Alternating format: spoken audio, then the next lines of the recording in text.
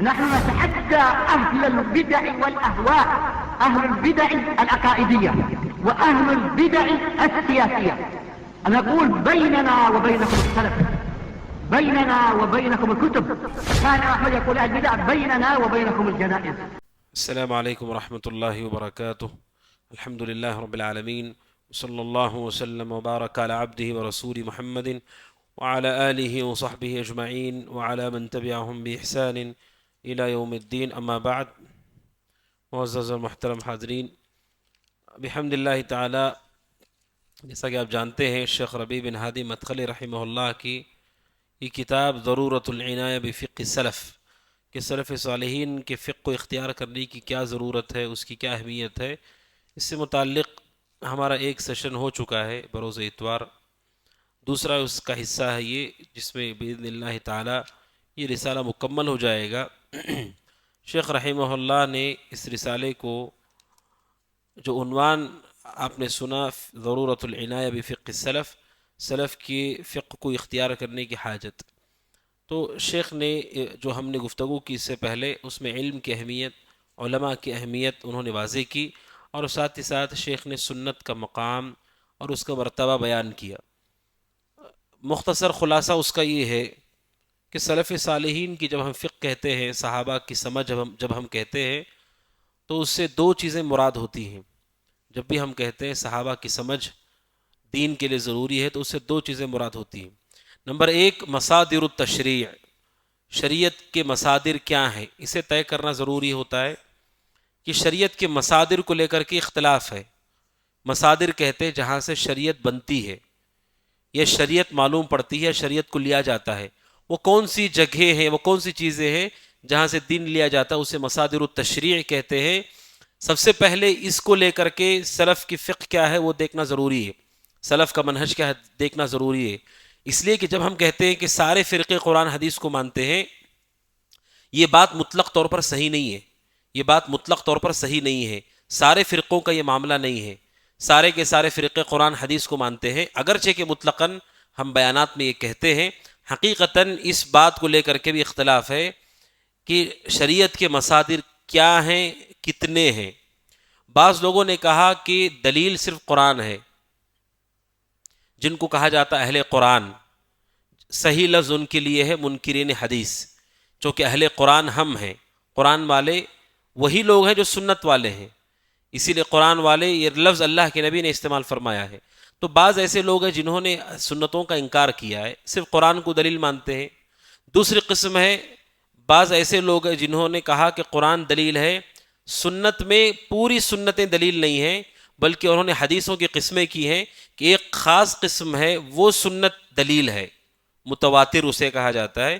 متواتر دلیل ہے، باقی چیزیں ہمارے لیے دلیل نہیں ہیں.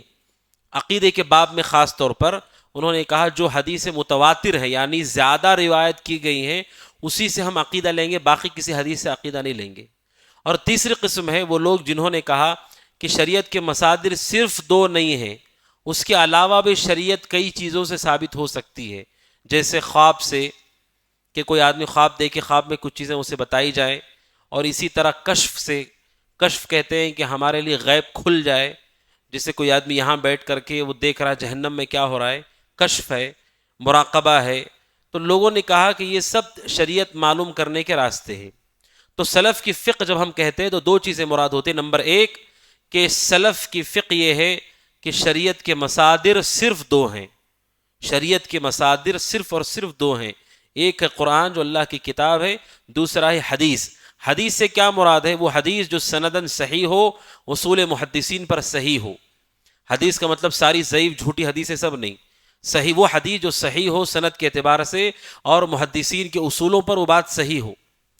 اور چاہے متواتر ہو کہ کوئی اور ہو، حدیث اگر صحیح ہے، ثابت ہے، تو وہ دلیل ہے. تو شریعت کے مصادر کتنے ہیں اسے لے کر کے اختلاف ہے. سلف کی فقہ یہ ہے کہ شریعت کے مصادر صرف دو ہیں، قرآن اور حدیث. تو سلف کی فقہ کا معنی یہ ہے، نمبر ایک کہ ہم یہ طے کریں کہ شریعت صرف دو چیزوں سے لی جائے گی، باقی جتنی چیزیں ہیں ان سے شریعت کو اخذ نہیں کیا جا سکتا ہے، لیا نہیں جا سکتا ہے. لیکن سوال یہ ہے کہ بعض کچھ ایسی چیزیں ہیں کتاب و سنت میں جسے سمجھنے کی ضرورت ہے. مثال کے طور پر اللہ کے نبی علیہ الصلوۃ والسلام نے فرمایا گناہ وہ ہے جو تمہارے دل میں کھٹکتا ہے، گناہ وہ ہے جو تمہارے دل میں کھٹکتا ہے۔ تو کیا یہ حدیث دلیل ہے کہ ہر وہ چیز جو دل میں کھٹکتی ہے وہ گناہ ہے؟ اگر دل میں نہیں کھٹک رہا تو کیا وہ گناہ نہیں ہے؟ تو ان جیسے حدیثوں سے بدعتیوں نے لینے کی کوشش کی کہ صرف قرآن حدیث مصدر نہیں ہے، دل بھی اس کا ایک مصدر ہے۔ یعنی ہم دل سے بھی، جیسے بعض روایتوں میں اپنے دل سے فتویٰ پوچھو، تو انہوں نے کہا اس کا مطلب فتویٰ دل سے بھی لیا جا سکتا ہے اور دل سے بھی سوچا جا سکتا ہے، لیکن اہل علم نے کہا کہ دل کو یا عقل کو مطلق دلیل نہیں بنایا گیا ہے کتاب و سنت میں، بلکہ وہ شریعت کے تابع ہے۔ جو حدیث میں نے بتائی کہ گناہ وہ ہے جو دل میں کھٹکتا ہے، یہ ان لوگوں کے لیے ہے جن کا ایمان صحابہ کی طرح ہے، جن کا ایمان صحابہ کی طرح ہے، جن کا علم صحابہ کی طرح ہے، ان کے لیے گناہ وہ ہے جو دل میں کھٹکتا ہے۔ ورنہ کوئی آدمی ہے جسے روزانہ فلمیں دیکھنے کی عادت ہے، پوری فیملی کے ساتھ دیکھ رہا ہے، اسے کوئی کھٹک نہیں پیدا ہو رہی ہے، تو کیا وہ گناہ نہیں ہے؟ کوئی آدمی ہے جو اپنے ترازو میں غبن کرتا ہے، اسے کر کر کے کئی سالوں سے عادت ہے، اسے کوئی دل میں کھٹک نہیں ہو رہی ہے، تو کیا وہ گناہ نہیں ہے؟ علماء نے کہا کہ وہ اصول نہیں ہے۔ جو صحابی رسول پوچھ رہے تھے وہ لوگ جو ان کے درجے میں ہیں، یعنی فضیلت کے اعتبار سے نہیں، علم ان کے پاس ہو، عمل صالح ہو، ایمان ان کے دل کے اندر ہرا بھرا ہو، تو ایسے لوگ چونکہ علم بھی ہے ان کے پاس، تو کہیں پر بھی غلطی ہوتی ہے تو ان کے علم کی وجہ سے، ان کے زہد کی وجہ سے ان کے دل میں کھٹک پیدا ہوتی ہے کہ یہ نہیں کرنا چاہیے مجھے۔ تو بہرحال سلف کی فقہ سے مراد سب سے پہلے شریعت کہاں سے لی جاتی ہے یہ طے کرنا۔ نمبر دو، طے ہونے کے بعد شریعت کو سمجھنے کا اصول کیا ہے، شریعت کو سمجھنے کا طریقہ کار کیا ہے، وہ ہے صحابہ کرام رضوان اللہ تعالی علیہم اجمعین۔ یہ تو طے ہو گیا کہ دلیل قرآن حدیث سے ہی لینا ہے، لیکن قرآن حدیث کا کیا معنی مفہوم ہے یہ طے ہوتا ہے صرف صحابہ کرام سے رضوان اللہ تعالی علیہم اجمعین۔ ان کے علاوہ بعد میں کوئی جماعت، کوئی فرد، کوئی گروہ، کوئی عالم دین آ کر کے اپنی جانب سے معنی اس کا طے نہیں کر سکتا ہے۔ اس کا کیا معنی ہے؟ جیسے اس کی دو مثال میں آپ کو دیتا ہوں، یہ وقت نہیں، ایک مثال میں آپ کو دیتا ہوں۔ قرآن مجید کی آیت کریمہ ہے، اللہ سبحانہ و تعالیٰ کہتا ہے یا ایھا الذین آمنوا علیکم انفسکم، اے وہ لوگوں جو ایمان لائے ہو اپنے آپ کی فکر کرو، اپنے آپ کی فکر کرو۔ لا یضرکم من ضل اذا اہتدیتم، دوسرے گمراہ ہو گئے تو تمہیں کوئی نقصان نہیں ہوگا۔ قرآن کی آیت کہتی ہے اپنے آپ کی فکر کرو، دوسرے گمراہ ہو گئے تو تمہیں کوئی نقصان نہیں ہوگا۔ اس آیت سے ترجمے سے جو بات سمجھ میں آتی ہے کہ دعوت کا کام فرض نہیں ہے، دعوت کی کوئی ضرورت بھی نہیں۔ کیوں؟ کیونکہ اللہ کیا کہتا ہے، اپنے آپ کی فکر کرو، تم ہدایت پر ہو تو دوسرے گمراہ ہونے سے تمہیں کوئی نقصان نہیں۔ بھائی جب نقصان نہیں ہے تو دعوت کا کام کرنے کی ضرورت کیا ہے؟ یہ آیت کریمہ کا ترجمہ جو ہم پڑھ رہے ہیں اس سے یہ بات ہمیں سمجھ میں آ رہی ہے، لیکن کیا معنی یہی ہے آیت کریمہ کا؟ صحابہ نے اس سوچ کو رد کیا ہے کہ آیت کا یہ معنی نہیں ہے۔ کس نے رد کیا ہے؟ ابو بکر صدیق رضی اللہ تعالیٰ عنہ نے، ابو داؤد کی روایت ہے، خطبہ دیا اور خطبے کے دوران انہوں نے یہ آیت کریمہ پڑھی کہ اے وہ لوگوں جو ایمان لائے ہو اپنے آپ کی فکر کرو، دوسرے گمراہ ہو گئے تو تم ہدایت پر ہو تو دوسروں کی گمراہی سے تمہیں نقصان نہیں ہوگا۔ ابو بکر صدیق نے کہا اے لوگوں، تم لوگ اس آیت کا معنی وہاں رکھتے ہو جہاں نہیں رکھنا ہے، یعنی تم سب اس معنی کو غلط سمجھ رہے ہو، اس آیت کو غلط سمجھ رہے ہو۔ حضرت ابو بکر صدیق نے کہا میں نے اللہ کے نبی سے کہتے ہوئے سنا ہے کہ تم بھلائی کا حکم دو، برائی سے روکو، اگر تم نے یہ نہیں کیا تو اللہ تعالیٰ ایسا عذاب نازل کرے گا کہ تم سب کے سب تباہ ہو جاؤ گے۔ تو صحابی رسول نے جو ترجمے سے معنی سمجھ میں آ رہا ہے اس کا رد کیا انہوں نے کہ میں اور آپ جو سمجھ رہے ہیں وہ اس کا مطلب نہیں ہے، جو ترجمہ قرآن پڑھ کر کے ہم سمجھ رہے ہیں وہ اس کا مطلب نہیں ہے۔ اس کا مطلب کیا ہے؟ ابو بکر صدیق رضی اللہ عنہ نے واضح کیا کہ یہ دعوت اللہ سے روکنے والی آیت نہیں ہے۔ آپ نے اللہ کے دین کی دعوت دی، دعوت دے رہے ہیں، اگر کوئی قبول نہ کرے، جیسے ابو طالب نے قبول نہیں کیا تو کیا رسول کو نقصان ہوگا اس سے؟ نوح علیہ السلام کے بیٹے نے قبول نہیں کیا، نوح علیہ السلام نے دعوت دی، آخر تک دعوت دی، بیٹے نے قبول نہیں کیا تو کیا نوح علیہ السلام کو نقصان ہوگا اس کا؟ جب نوح علیہ السلام ہدایت پر ہیں، دعوت کا کام انہوں نے کر دیا، سامنے والے نے قبول نہیں کیا تو ان کا کوئی نقصان نہیں ہے اس میں۔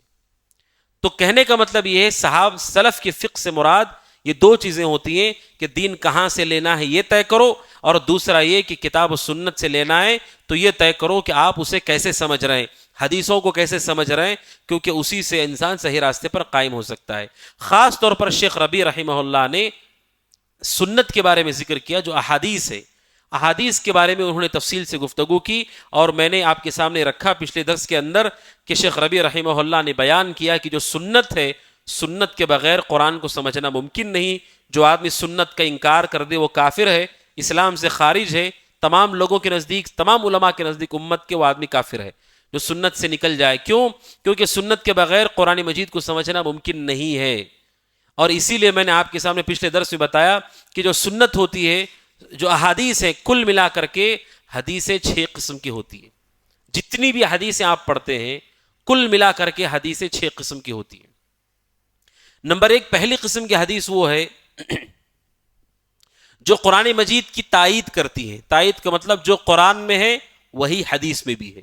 جیسے قرآن میں اللہ نے ماں باپ کے ساتھ حسن سلوک کا حکم دیا ہے تو حدیث میں بھی اسی کا حکم دیا گیا ہے. اس کا مطلب حدیثوں کے اندر ایک قسم حدیثوں کی وہ ہے جو صرف قرآن ہی کی تائید کرتی ہے، تاکید کرتی ہے. جو وہاں ہے وہ یہاں ہے. نمبر 1. نمبر 2 دوسری قسم وہ ہے جس میں احادیث قرآن مجید کے مجمل کی تفصیل بیان کرتے. مجمل کا مطلب وہ چیز جس کی تفصیل نہیں بتائی گئی ہے. جیسے نماز ہے، اقیم الصلاۃ، قرآن کہتا نماز قائم کرو، یہ مجمل لفظ ہے. مجمل کا مطلب اس کی ڈیٹیلز نہیں سمجھ میں آ رہی ہے. آپ قرآن کی آیت الصلاۃ 1000 بار بھی پڑھیں گے تو آپ کو نہیں معلوم پڑے گا کیا مطلب ہے الصلاۃ کا، کیا مطلب ہے نماز کا. تو اس مجمل کی تفصیل حدیث کرتی ہے. جیسے آتوا الزکات، زکات کو ادا کرو، کیسے زکات ادا کرے گے؟ جب تک حدیث واضح نہیں کرے گی ہمیں نہیں معلوم ہوگا. تو حدیثوں کی دوسری قسم ہے جو قرآن کے اندر موجود حکم جس کی تفصیل قرآن میں نہیں ہے اس کی وضاحت کرتی ہے. تیسری قسم احادیث کی وہ یہ ہے کہ احادیث کے اندر، قرآن مجید کے اندر جو مطلق ہے، جو مبہم ہے، مبہم کی تفسیر کرتی ہے حدیث. مبہم کا مطلب جس میں نام نہیں بتایا گیا. کچھ جگہ ایسی جہاں پر نام نہیں بتایا گیا، جگہ نہیں بتائی گئی، اور حدیثیں ان جگہوں کو اور ناموں کو بتاتی ہیں. جیسے مثال کے طور پر اللہ سبحانہ و تعالیٰ کہتا ہے اذ ہما فی الغار، جب وہ دونوں غار میں تھے اور ایک نے اپنے دوست سے کہا ڈرنے کی ضرورت نہیں، کون ہمارے ساتھ ہے؟ اللہ ہمارے ساتھ ہے. دونوں غار میں تھے. یہ دونوں کون ہیں؟ ایک کا بھی نام نہیں ہے قرآن میں. اگر آپ حدیثوں کو نہیں مانتے تو پھر کون ہے؟ 2 لوگ کون ہیں؟ وہ کون کس کو نصیحت کر رہا ہے؟ اس میں کون سی غار ہے وہ ہمیں نہیں معلوم. سنت واضح کرتی ہے وہ 2 لوگوں سے مراد ایک اللہ کے نبی ہیں اور ایک ابو بکر ہے. بخاری کی حدیث سے پتا چلتا ہے غار ثور میں وہ دونوں چھپے ہوئے تھے اور ابو بکر صدیق پریشان ہو گئے تو اللہ کے نبی نے ان سے کہا تھا ڈرنے کی ضرورت نہیں، اللہ ہمارے ساتھ ہے. تو قرآن جس نام کو نہیں بتاتا حدیثیں اس کو بتاتی ہیں. جیسے اللہ نے کہا امرأۃ فرعون، فرعون کی بیوی. کون ہے فرعون کی بیوی؟ ان کا نام قرآن میں نہیں ہے. اللہ کے نبی نے حدیث میں کہا ان کا نام ہے آسیہ بنت مزاحم. آسیہ بنت مزاحم. آپ نے ان کا نام، ان کے والد کا نام بھی بتایا، ان کا نام آسیہ بنت مزاحم ہے. اگر کوئی سنت کو رد کر دے تو ہمیں کئی نام نہیں معلوم ہوں گے جو قرآن میں لکھے ہوئے ہیں. اور اسی طرح اللہ سبحانہ وتعالیٰ نے کہا کہ اللہ کے نزدیک مہینے سال کے 12 ہے، 4 محترم مہینے ہیں، لیکن نام نہیں ہے کون سا ہے.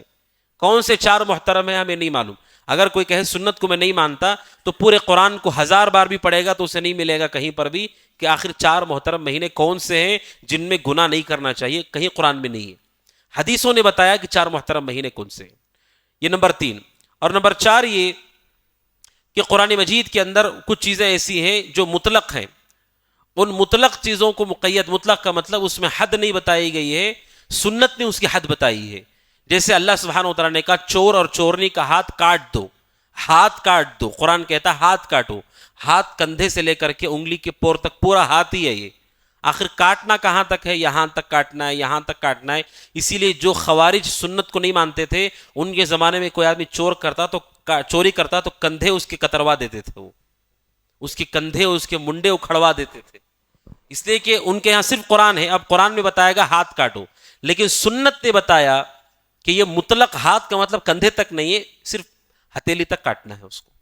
تو سنت اس مطلق کو مقید کرتے ہیں، یعنی بتاتے ہیں کہ اس کی حد کیا ہے. اسی طرح نمبر 5 کہ سنت کے اندر اللہ کے نبی صلی اللہ علیہ وسلم جو قرآن کا عام حکم ہے اس عام کے اندر کچھ چیزوں کی پابندی سنت میں لگا دی جاتی ہے جو عام حکم ہے قرآن میں. جیسے اللہ سبحانہ وتعالیٰ نے کہا یوصیکم اللہ فی اولادکم، اپنی اولاد کے سلسلے میں اللہ تمہیں وصیت کرتا ہے کہ تمہارا مال اولاد کو پراپرٹی وراثت میں دینا ہے. لیکن اللہ نے یہ نہیں کہا کہ کافر ہو تو نہیں دے سکتے، مسلمان ہو تو دے سکتے ہیں. قرآن میں یہ بحث نہیں کی گئی ہے. تمہاری اولاد، آپ مسلمان ہیں تو اپنی اولاد کو وراثت دینی ہے، لیکن حدیثوں نے اس عام کو خاص کر دیا کہ ہر ایک کو نہیں دینا ہے. اگر بیٹا کافر ہے تو باپ کی پراپرٹی اسے نہیں ملے گی، اگر باپ کافر ہے تو بیٹے کو باپ کی پراپرٹی نہیں ملے گی. اللہ کے نبی نے کہا دو الگ الگ ملت کے لوگ ایک دوسرے کی وراثت کو نہیں لے سکتے. تو یہ قید قرآن میں نہیں ہے، یہ قید حدیثوں میں کی گئی ہے، یعنی اس عام کو خاص کر دیا حدیثوں نے. اور آخری قسم ہے حدیثوں کی الزیادہ. الزیادہ کا مطلب وہ احکام جو قرآن میں ہے ہی نہیں ان کو حدیثوں میں بتایا گیا ہے. جیسے میں نے کہا رسول اکرم صلی اللہ علیہ وسلم نے سونے کے بارے میں اور ریشم کے بارے میں اٹھا کر کے دکھا کر کے کہا یہ دونوں چیزیں میری امت کے مردوں پر حرام ہے اور میری امت کی عورتوں پر حلال ہے. اب ریشم حرام ہے مردوں کے لیے اور سونا حرام ہے مردوں کے لیے، یہ قرآن میں کہیں نہیں ہے، یہ حدیث میں ہے. اس کا مطلب کیا ہے کہ صرف قرآن کے احکام نہیں، حدیثوں میں کئی احکام ایسے ہیں جو قرآن کے اندر بتائے نہیں گئے ہیں. کفن پہنانے کا کیا طریقہ ہے، نماز جنازہ کا کیا طریقہ ہے، جہاں قرآن میں ذکر نہیں ہے اس کی تفصیل احادیث کے اندر موجود ہے. تو احادیث کل ملا کر کے 6 قسموں کی ہوتی ہیں. اگر کوئی یاد رکھ سکے تو اللہ تعالیٰ اس کے علم میں برکت دے. 6 قسم کی احادیث ہوتی ہیں. اس کو یاد رکھنے سے بہت سارے فوائد ہمیں حاصل ہوں گے. پوری احادیث ان 6 چیزوں کے اندر مشتمل ہوتی ہے. اسی لیے بعض سلف نے یہ بات کہی، جیسا کہ آپ بھی جانتے ہیں ہدایت کا اکثر حصہ سنت میں ہے، ہدایت کا اکثر حصہ سنت کے اندر ہے، کیونکہ کئی عبادتیں ایسی ہیں جن کی وضاحتیں قرآن کے اندر نہیں سنت کے اندر کی گئی ہیں. اسی لیے آپ جملہ یہ مشہور سنتے ہیں کہ قرآن کو سنتوں کی زیادہ ضرورت ہے، قرآن کو حدیثوں کی ضرورت زیادہ ہے بنسبت حدیثوں کے. قرآن کو زیادہ ضرورت ہے، اگر سنتیں اسے واضح نہیں کریں گی تو قرآن واضح نہیں ہو سکتا ہے. یہ جملہ معروف ہے، مشہور ہے. بعض سلف کے بارے میں ہے کہ کسی نے ان سے جا کر کے کہا کہ کوئی عالم دین ہے، وہ یہ کہتے ہیں کہ قرآن مجید سنتوں کا محتاج ہے، جب تک سنتیں اسے واضح نہیں کریں گے قرآن واضح نہیں ہوگا. تو انہوں نے کہا کہ مجھے یہ جملہ کہنے کی ضرورت نہیں ہے، کیونکہ قرآن کے ادب کے خلاف انہیں محسوس ہوا. انہوں نے کہا کہ میں تو یہ جملہ نہیں کہوں گا، میں یہ کہوں گا کہ سنتیں قرآن کی تفسیر کرتی ہیں. میں یہ نہیں کہوں گا کہ وہ حاجت زیادہ رہے، اس کے اندر ضرورت زیادہ ہے، یہ جملے میں نہیں کہوں گا. میں یہ کہوں گا کہ سنت قرآن کی تفسیر کرتی ہے. یہ ان کا ادب ہے قرآن مجید کے ساتھ. تو بہر صورت ہماری جو گفتگو پہنچی تھی، میں نے تفسیروں کے بارے میں بتایا تھا، کچھ تفسیریں جن کے حوالے سے شیخ ربیع رحمہ اللہ نے بیان کیا کہ مسلمان کو چاہیے کہ اس کا اہتمام کرے. اور میں نے کہا تفسیر 2 قسم کی ہوتی ہے، تفسیر بالمأثور. تفسیر بالمأثور کا مطلب ہوتا ہے قرآن کی تفسیر قرآن سے کرنا، پھر حدیثوں سے، پھر صحابہ کے اقوال سے، پھر سلف کے اقوال سے. یہ جو تفسیر ہوتی ہے اسے کہتے ہیں تفسیر مأثور. قرآن کی تفسیر قرآن سے. قرآن کیا اپنی تفسیر خود کرتا ہے؟ یقیناً کچھ جگہوں پر قرآن واضح نہیں کرتا ہے، کچھ جگہوں پر اس چیز کو اور واضح کرتا ہے. کہیں پر واقعہ چھوٹا مختصر ذکر کیا جاتا ہے، اسی واقعے کو کہیں اور تفصیل کے ساتھ بتایا جاتا ہے. یعنی خود قرآن اپنے ایک حصے کو دوسرے سے واضح کرتا ہے. اسی لیے جب انبیاء کے واقعات علماء جمع کرتے ہیں تو پورے قرآن سے اسے جمع کیا جاتا ہے. ورنہ آپ صرف سورتوں کے اندر دیکھیں تو کہیں پر مختصر ذکر ہے، کہیں پر مفصل ذکر ہے. جیسے موسیٰ علیہ السلام کے ساتھ جادوگروں کا جو واقعہ ہے، قرآن میں کئی جگہوں پر اس کا ذکر کیا گیا ہے، کہیں پر مختصر ہے تو کہیں پر مفصل ہے. تو قرآن کی صحیح تفسیر کیا ہے کہ آپ پہلے قرآن کو قرآن سے واضح کیجئے، نمبر 1. نمبر 2 قرآن کو حدیثوں سے واضح کیجئے. نمبر 3 سلف نے، صحابہ نے کیا کہا ہے اس سے واضح کیجئے. اور نمبر 4 سلف صالحین نے اس کے بارے میں کیا کہا ہے اس سے واضح کیجئے. شیخ ربیع کہتے ہیں اگر کوئی ایسی تفسیر کرتا ہے تو گویا کہ وہ آدمی صحابہ کے زمانے میں زندہ ہے، گویا کہ وہ آدمی صحابہ کی زندگی میں، صحابہ کے زمانے میں وہ جی رہا ہے. اگر ایسی تفسیر میں نے اور آپ نے سیکھی اور پڑھی ہے تو ہمیں ایسے محسوس ہوگا گویا کہ ہم صحابہ کے زمانے میں جی رہے ہیں. ورنہ آج کے زمانے کی جو تفسیریں ہیں جن کے اندر سیاسی باتیں، دنیا بھر کی خبریں اور بھڑکانے کے علاوہ اور ادھر ادھر کے موضوعات، کوئی سائنس تو کوئی جغرافیہ اور کوئی فزکس لے کر کے پڑھا رہا ہے، تو یہ پڑھنے کے بعد آدمی کو لگتا ہے کہ یہ قرآن مجید ایسا لگتا ہے کہ جدید تعلیم دینے کے لیے ہم کو آیا ہے. شیخ ربیع کہتے ہیں کہ اگر کوئی آدمی صحیح تفسیر پڑھتا ہے اسے ایسے لگتا ہے گویا کہ وہ صحابہ کے زمانے میں جی رہا ہے. کیا صحابہ نے سمجھا ہے، کیا آیات کے اندر علم ہے، کیا عمل ہے، کیا ایمان ہے اس کا. تو یہ صحیح طریقہ ہے تفسیر کو حاصل کرنے کا. پھر شیخ ربیع رحمہ اللہ کہتے ہیں کہ جو صحابہ اکرام کے حوالے سے جب ہم کہتے ہیں کہ صحابہ کے طریقے پر دین کو سمجھو، یعنی دین کہاں سے لینا ہے وہ، اور دین کو کیسے سمجھنا ہے، یہ دونوں چیزوں میں شیخ ربیع کہتے ہیں ان کے طریقے پر سمجھنے کا یہ مطلب نہیں ہے کہ ہم ان کی طرح ہو سکتے ہیں۔ شیخ ربیع نے کہا کہ ہم ان کے مرتبے کے قریب بھی نہیں جا سکتے، یہ ممکن نہیں ہے، ان کے مرتبے کے قریب بھی نہیں جا سکتے، یہ ممکن نہیں ہے۔ لوگ ہمیں کہتے ہیں کہ ہم رسول کو اپنی طرح کہتے ہیں، ہمارے علماء کہتے ہیں رسول تو بہت دور ہے۔ کوئی بھی بعد والا شخص صحابہ میں سے کسی بھی صحابی کے درجے کو نہیں جا سکتا ہے۔ اگر اللہ تبارک و تعالیٰ کسی انسان کو، بعض سلف نے کہا نوح علیہ السلام کی عمر بھی دے دے، نوح علیہ السلام کی عمر بھی دے دے، تب بھی وہ کسی صحابی کے مقام تک نہیں جا سکتا ہے۔ 1000 سال بھی عبادت کرے اللہ تعالیٰ کی تبھی وہ صحابہ کے درجے کو نہیں جا سکتا ہے۔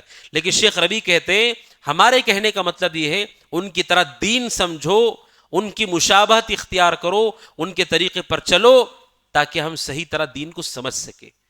مقصد اس کا دین کو صحیح سمجھنا ہے۔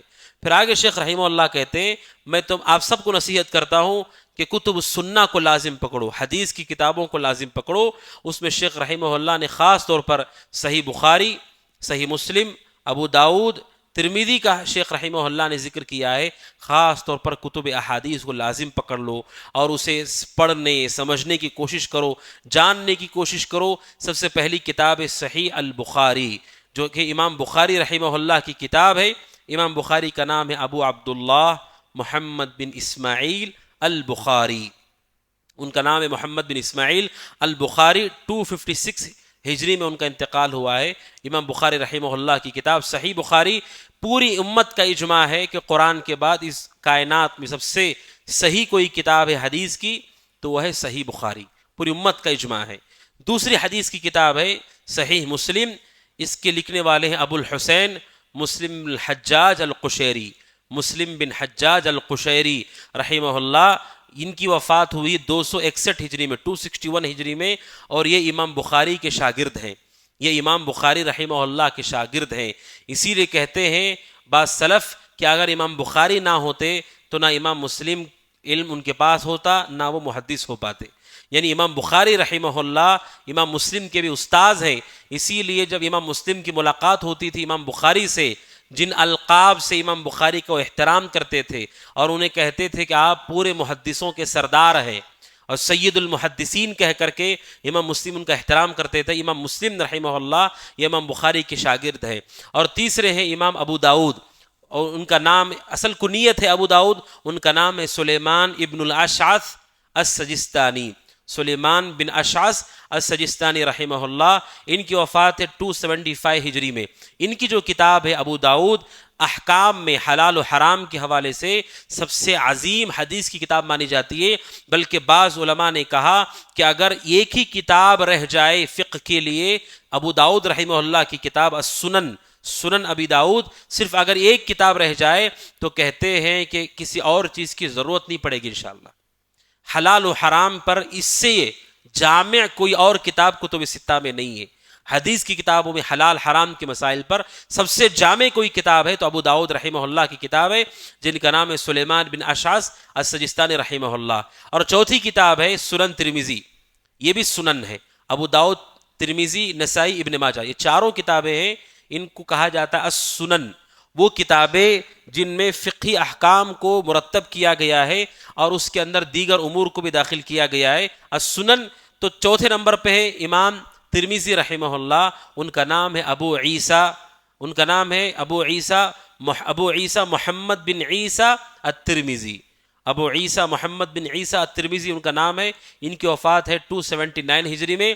یہ بھی امام بخاری رحمہ اللہ کے شاگرد تھے، امام ترمذی رحمہ اللہ۔ اسی لیے جو سنن ترمذی پڑھتے ہیں تو وہاں پر وہ بھی درمیان میں یہ کہتے قال ابو عبداللہ، کہتے ہیں امام ترمذی رحمہ اللہ ابو عبداللہ نے کہا، ابو عبداللہ نے کہا۔ کون ہے ابو عبداللہ؟ یہ امام بخاری ہیں، اپنے استاد کے حوالے سے کئی باتیں انہوں نے اپنی سنن کے اندر نقل کیا ہے۔ ابو عبداللہ کہتے ہیں اس سے مراد امام بخاری ہیں، یعنی امام ترمذی ان کے شاگرد بھی ہیں اور عظیم شاگرد ہیں، عظیم شاگرد امام ترمذی رحمہ اللہ۔ اور یہ نابینا بھی ہو گئے تھے امام ترمذی رحمہ اللہ، جن کے بارے میں امام بخاری رحمہ اللہ نے کہا کہ امام ترمذی سے امام بخاری نے کہا جتنا تم نے مجھ سے فائدہ اٹھایا ہے اتنا ہی میں نے تم سے فائدہ اٹھایا ہے۔ بہت عظیم محدث ہے امام ترمذی رحمہ اللہ. چوتھے نمبر پر ان کی کتاب سنن ترمذی بڑی عظیم کتاب ہے. پانچویں نمبر پر ہیں امام نسائی رحمہ اللہ جو کہ وفات کے اعتبار سے سب سے آخری ہے کتب ستہ میں. ان کا نام ہے ابو عبد الرحمن احمد بن شعیب النسائی. امام نسائی رحمہ اللہ ان کی وفات ہوئی ہے 303 ہجری میں. کتب ستہ جو 6 حدیث کی کتابیں ہیں, کتب ستہ جو مشہور لفظ ہے, 6 حدیث کی سب سے عظیم کتابیں, ان میں سب سے آخر میں انتقال ہونے والے امام نسائی ہیں رحمہ اللہ, جن کا انتقال ہوا 303 ہجری میں. ان کی کتاب ہے السنن, سنن نسائی. صحت کے اعتبار سے, حدیثوں کے صحیح ہونے کے اعتبار سے اہل علم نے اس کو بخاری مسلم کے بعد رکھا ہے. بخاری مسلم کے بعد حدیثوں کے صحت کے اعتبار سے امام نسائی کی کتاب السنن کو تیسرے درجے میں رکھا گیا ہے. یہ اور بات ہے کہ دیگر امور کے اعتبار سے ترتیب یہ ہوتی ہے بخاری, مسلم, ابو داؤد, ترمذی, نسائی, ابن ماجہ. لیکن صحت کے اعتبار سے راویوں کو جو چن کر کے وہ حدیث لے کر کے آتے, اہل علم نے ان کو بخاری مسلم کے بعد رکھا ہے. عظیم کتاب ہے سنن نسائی کی. اور اسی طرح آخری جو کتاب ہے کتب ستہ میں وہ ابن ماجہ ہے, سنن ابن ماجہ. اس کے مؤلف ہیں ابو عبداللہ محمد بن یزید القزوینی رحمہ اللہ. ان کی وفات ہوئی ہے 273 ہجری میں. ان کی کتاب ہے سنن ابن ماجہ جو کہ 6ٹھی کتاب ہے کتب ستہ میں. کتب ستہ کا مطلب 6 حدیث کی وہ کتابیں. جتنا اسلام آپ دنیا میں دیکھ رہے ہیں اس کا مدار ان 6 کتابوں پر ہے. اگر ان 6 کتابوں کو ہٹا دیں تو جو اسلام اور جو احکام آپ دیکھ رہے ہیں ان احکام کا ہم تصور نہیں کر سکتے. یعنی ان 6 کتابوں کے اندر ان ائمہ نے اسلام کی پوری بنیادوں کو جمع کر دیا ہے, جس سے انسان اطمینان سے اپنی عبادتوں کو انجام دے کر کے, حلال و حرام کو سمجھ کر کے, سنت اور بدعت کو سمجھ کر کے عبادتوں کو آرام سے انجام دے سکتا ہے. اسی لیے اس کے علاوہ جو کتابیں ہیں ان میں بھی بہت ساری حدیثیں بخاری مسلم کے بھی ہیں. بہت حدیث کی کتابیں شیخ نے بھی ذکر کیا ہے. کئی کتابیں ہیں جو جوامع ہیں, معاجم ہیں, مسانید ہیں, مسند احمد وغیرہ ہے. لیکن ان 6 کتابوں کو کہا جاتا ہے دواوین السنہ, وہ احادیث کی کتابیں جنہوں نے سنتوں کو ایک طرف جمع کر کے امت کو دیا ہے. یہ وہ 6 کتابیں ہیں. بعض لوگ کہتے ہیں ان کو صحاح ستہ, صحاح ستہ 6 صحیح کتابیں. ایسا نہیں بولنا چاہیے کیونکہ بخاری مسلم کے علاوہ جتنی بھی کتابیں ہیں, چاروں کتابیں, اس کے اندر صحیح بھی ہے اور اس کے اندر ضعیف بھی ہے. لہذا صحاح ستہ کے بجائے صحیح لفظ ہے اس کے لیے کتب ستہ, 6 حدیث کی کتابیں. تو شیخ رحمہ اللہ نے کہا کہ سنت کو لازم پکڑو, یعنی کتب احادیث کو لازم پکڑو اور اس سے استفادہ کرو. اور جو یہ جاننا چاہتا ہے, کہتے ہیں جو یہ جاننا چاہتا ہے کہ دین کیا ہے, شیخ ربیع کہتے ہیں صحیح طور پر یہ کتابیں کافی ہیں. جو دین صحیح کیا ہے سمجھنا چاہتا ہے, یہ حدیث کی کتابیں اس کے لیے کافی ہیں.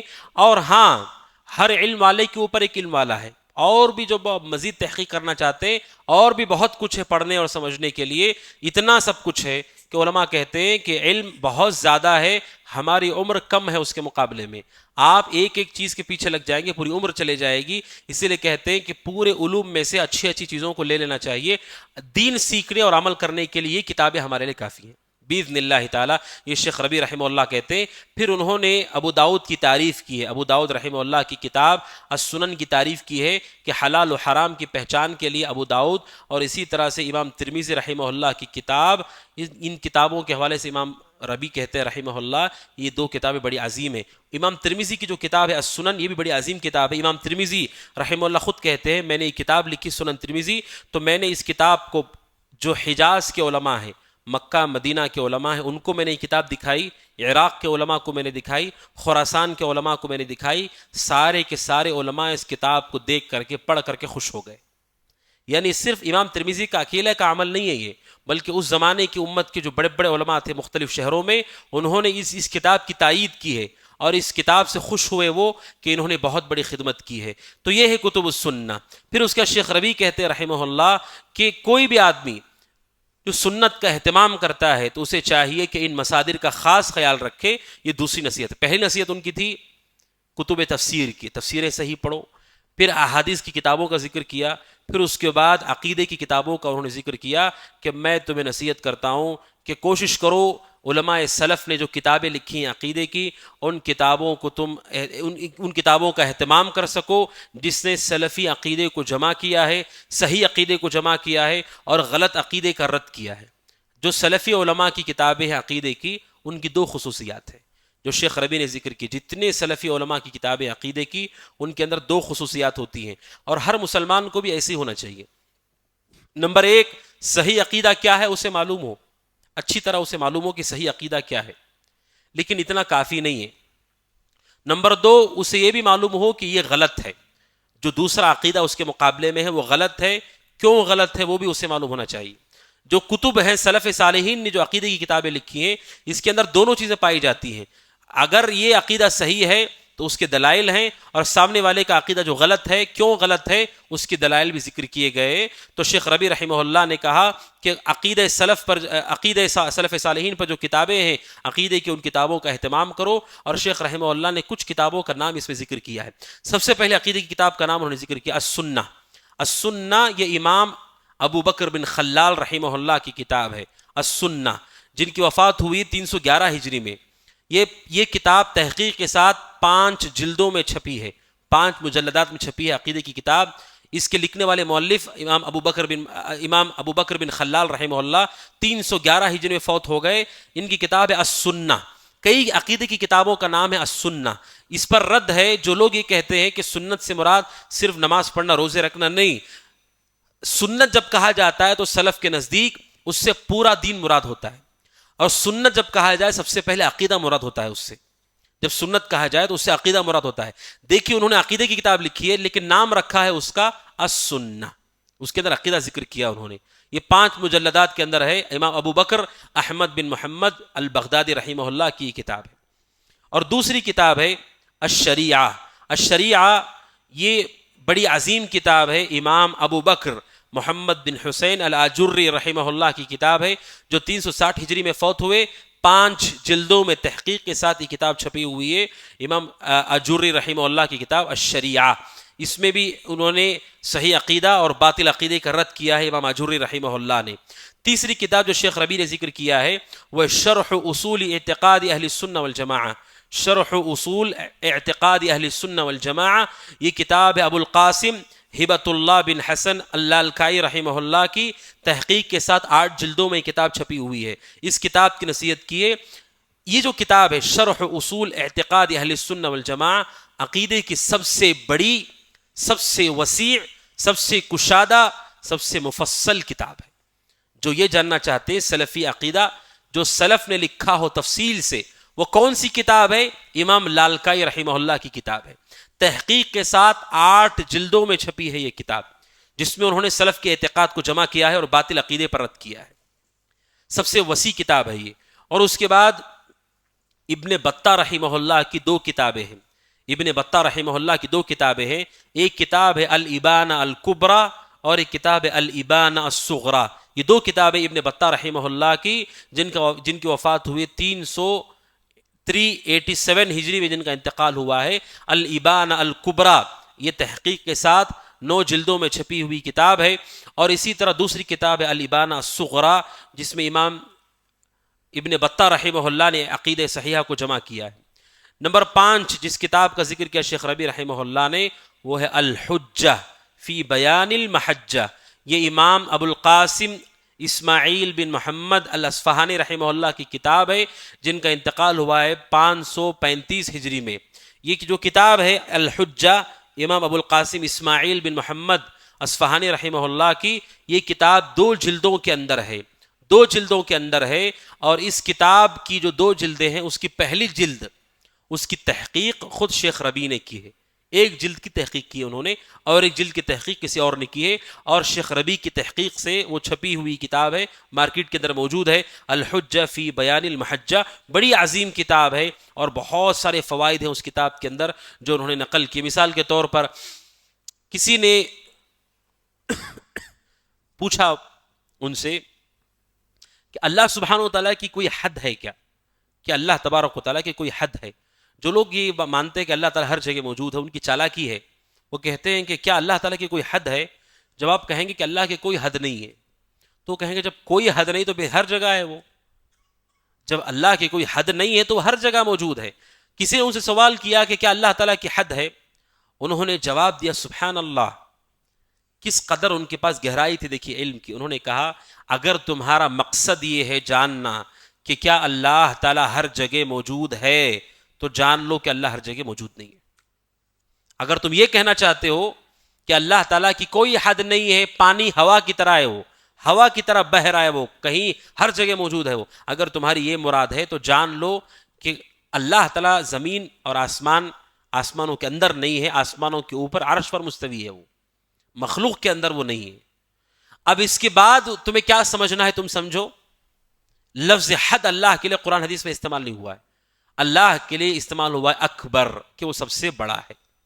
اللہ کے لیے یہ نہیں کہا گیا کہ اس کی کوئی حد ہی نہیں ہے، ہوا کی طرح ہے وہ، لا مکان لا زمان، جو مشہور جملے ہیں لوگوں کے کہ کوئی زمان نہیں، کوئی مکان نہیں اور کوئی حد نہیں.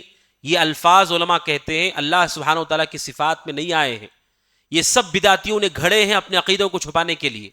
جب آپ یہ کہہ دیں گے کہ اللہ کی کوئی حد نہیں ہے، اس کا مطلب ہوا کی طرح ہر جگہ یہاں بھی ہے. آپ کہہ دیں گے کہ نہیں ہے تو کہیں گے اس کا مطلب اللہ تعالیٰ وہیں اس کی حد ہے کیا. ہم کہیں گے جیسے امام ابو القاسم رحمہ اللہ اسماعیل اصفہانی رحمہ اللہ نے کہا کہ اگر تم یہ سمجھتے ہو کہ ہر جگہ موجود ہے تو تم گمراہ ہو، اللہ تعالیٰ ہر جگہ موجود نہیں ہے.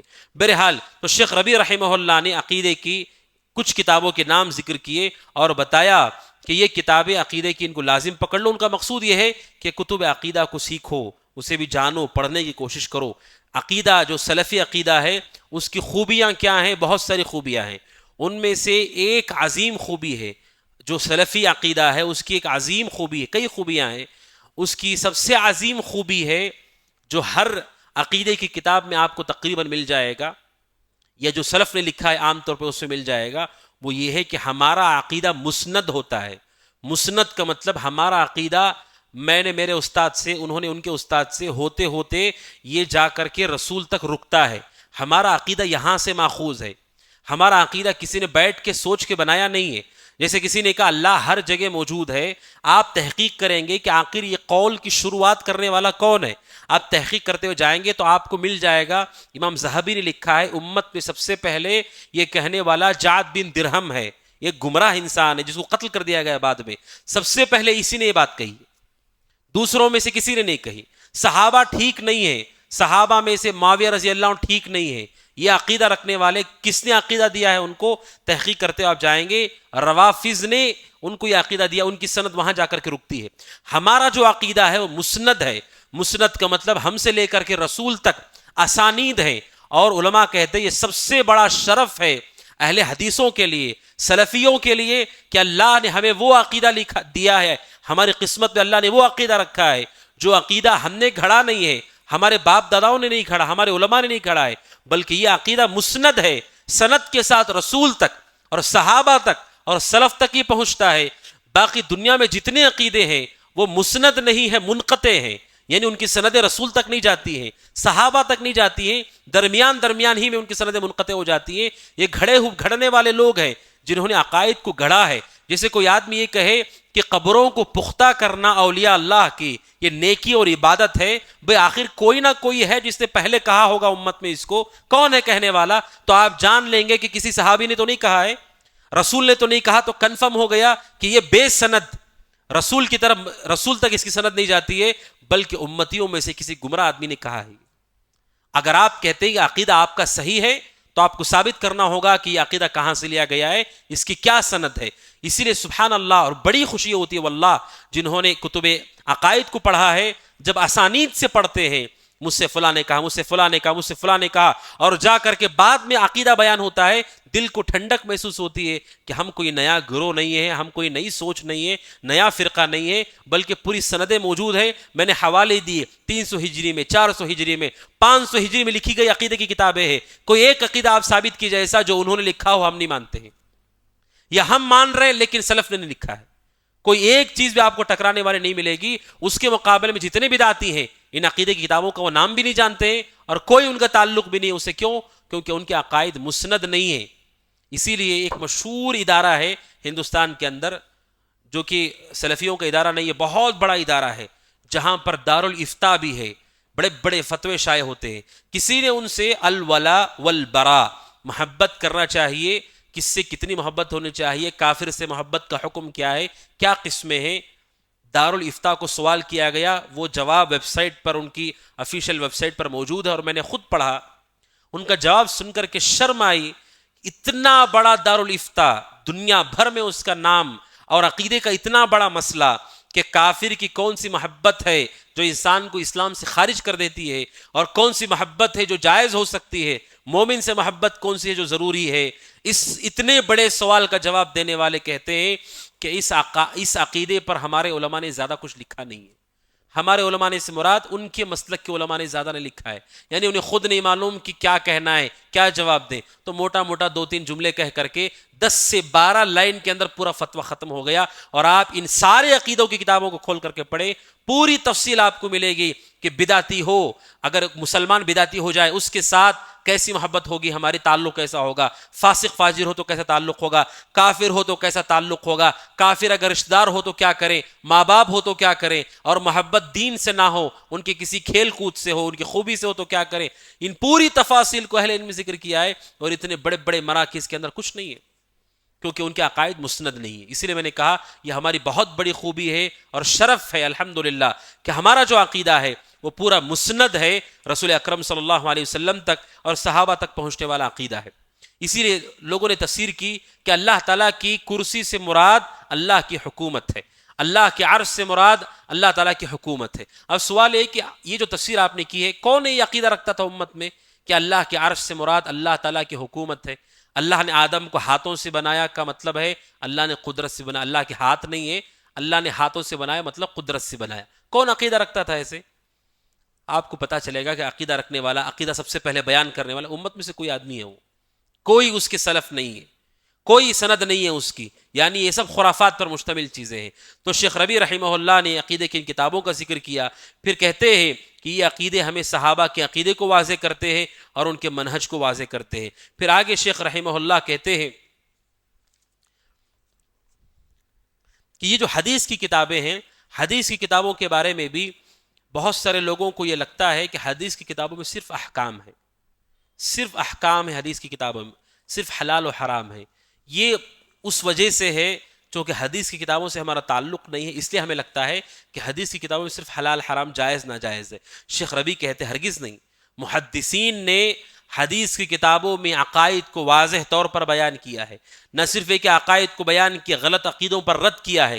شیخ ربیع رحمہ اللہ نے اس کی مثالیں دی ہے. کہتے ہیں کہ اگر آپ عقیدے کی کتاب، عقیدہ جاننا چاہتے ہیں، صحیح بخاری کھولیے. صحیح بخاری کی سب سے پہلی جو کتاب ہے بدء الوحی، وحی کا آغاز کیسے ہوا، وہاں سے شروع کیا امام بخاری نے. وحی کا آغاز کیا یہ احکام سے تعلق رکھتا ہے؟ کیا اس میں نماز روزہ زکوٰۃ ہے؟ کیا یہ عقیدے سے تعلق رکھنے والی بات ہے؟ اور پھر اس کے بعد کتاب العلم، علم کے مسائل، پھر ایمان. پھر امام بخاری رحمہ اللہ، شیخ ربیع کہتے ہیں کتاب الایمان. امام بخاری رحمہ اللہ نے ان ابواب کو قائم کیا ہے جن میں کتاب التوحید ہے. کتاب التوحید ایک تو محمد بن عبد الوہاب رحمہ اللہ کی ہے، اور ایک کتاب التوحید ہے جو صحیح بخاری کے اندر ہے. صحیح بخاری کی ایک کتاب کا نام ہے کتاب العلم، ایک کتاب کا نام ہے کتاب التوحید، اور ایک کتاب کا نام ہے کتاب الاعتصام بالکتاب والسنہ. سنت اور قرآن کو لازم پکڑنے کی کتاب، یعنی اپنی حدیث کی کتابوں میں کئی کتابیں انہوں نے لکھی ہیں، طہارت کے ہوں، نماز کے ہوں، روزے کے ہوں، ساتھ میں انہوں نے ایمان، علم اور ساتھ ہی ساتھ توحید، اعتصام بالکتاب والسنہ، یہ سارے ابواب کتابیں قائم کی ہیں، مسائل بیان کی، بدعتیوں پر رد کیا ہے. اس کا مطلب یہ جو ہمارے ذہنوں میں تصور ہے کہ حدیث کی کتابوں میں صرف حلال و حرام ہے، یہ بات درست نہیں ہے. شیخ ربیع کہتے ہیں کہ امام بخاری رحمہ اللہ نے کتاب الاعتصام بالکتاب والسنہ میں رد کیا ہے کن لوگوں پر؟ جو رائے پر چلتے ہیں، جو لوگ رائے اور عقل پر چلتے، امام بخاری نے ان پر رد کیا ہے. کتاب الایمان میں امام بخاری نے مرجئہ پر رد کیا ہے، وغیرہ وغیرہ. اور اسی طرح امام ابو داؤد کی میں نے کہا حلال حرام میں سب سے عظیم کتاب سنن ابو داؤد، یہ جو کتاب ہے، اس کتاب میں امام ابو داؤد رحمہ اللہ نے کتاب قائم کیا کتاب السنہ. بڑی عظیم کتاب ہے. اگر اللہ تعالیٰ کسی کو توفیق دے کہ مرحلہ وار چھوٹی چھوٹی کتابوں کو پڑھتے پڑھتے یہاں تک پہنچتا ہے تو ضرور اسے کتاب السنہ پڑھنی چاہیے. امام ابو داؤد رحمہ اللہ کی جو تبویبات ہیں، جو باب انہوں نے بیان کیا ہے اور جو حدیثیں انہوں نے جمع کی ہیں، بڑی عظیم ہیں.